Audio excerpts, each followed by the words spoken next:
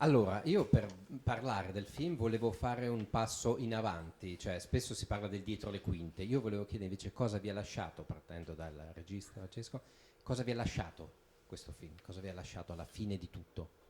Ma primo non è ancora finita, nel senso che è un film che mi ha dato tantissime emozioni, continuo a darmele, sia per come è nato, sia per come l'ho vissuto, sia per quello...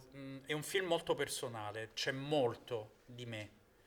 E proprio per questo motivo e anche per la difficoltà con cui siamo riusciti a metterlo in piedi, il momento particolare in cui l'abbiamo girato, un momento in cui era tutto fermo, in cui era impensabile fare qualcosa, non può che lasciare non solo dei ricordi, ma delle sensazioni che secondo me resteranno molto a lungo, anche perché il film, ce lo diciamo sempre tra di noi, è un film che secondo me più passa il tempo più acquisterà un valore oggettivo. Sì.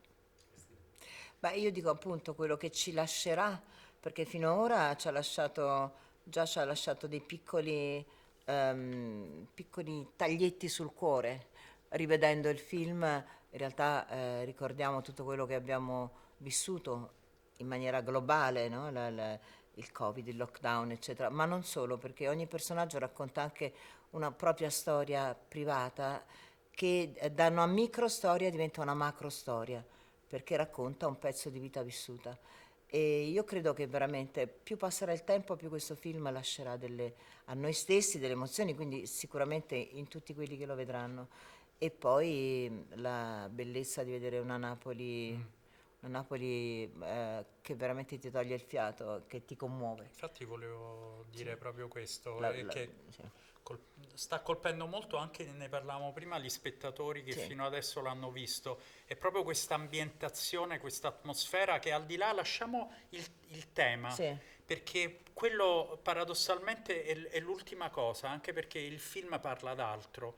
È l'ambientazione della città che colpisce molto. Scenografia naturale. Sì, Assolutamente. sì, le Ma luci, le sensazioni, anche una Napoli insolita, non vista esatto. per tutta una serie di motivi.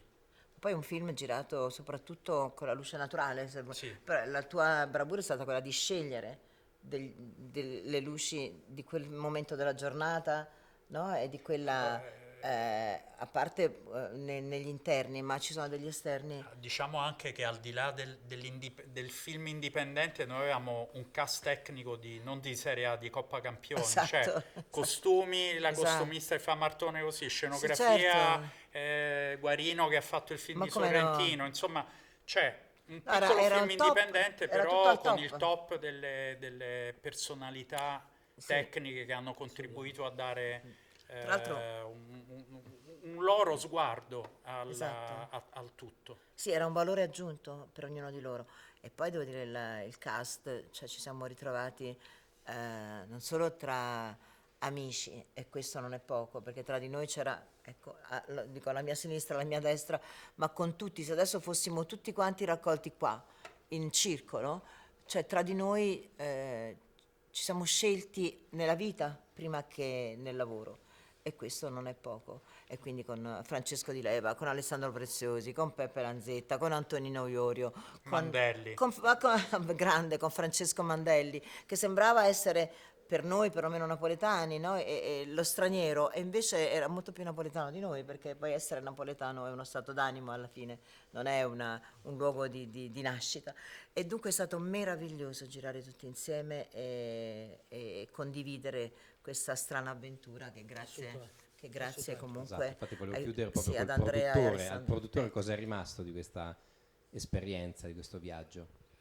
È rimasta un ringraziamento da parte di mio fratello Alessandro ed io, e poi questo è un progetto nato anche grazie alla Fondazione Bulgari con Beatrice Bulgari che Giusto. subito ha sposato il progetto, perché è stato un progetto molto coraggioso, sia dal punto di vista artistico, quindi con Francesco che è stato il capitano di questa nave che navigava nel nulla, perché erano periodi molto particolari dove era difficile anche uno spostamento di un attore da Milano a Napoli, o era difficile proprio anche nel quotidiano proprio organizzarsi per le giornate di lavoro.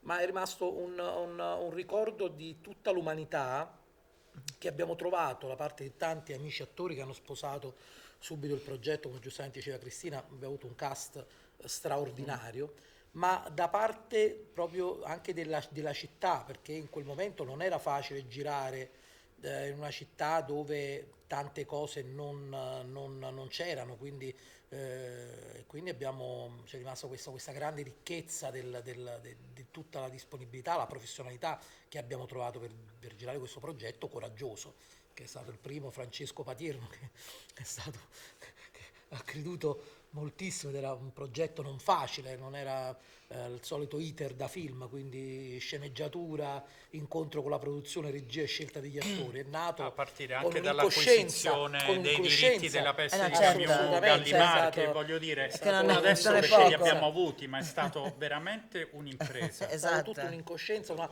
quelle sane follie che poi il cinema Esatto. Che ti permette ci di insegna vivere, e no? va avanti, quindi siamo molto contenti, mio fratello ed io e Beatrice Bulga, di questo piccolo grande progetto. Esatto, noi vi ringraziamo perché è un grande film, secondo me è un documento proprio che rimarrà tra 30 anni, sarà una fotografia. Sicuramente. Grazie mille. Grazie a voi.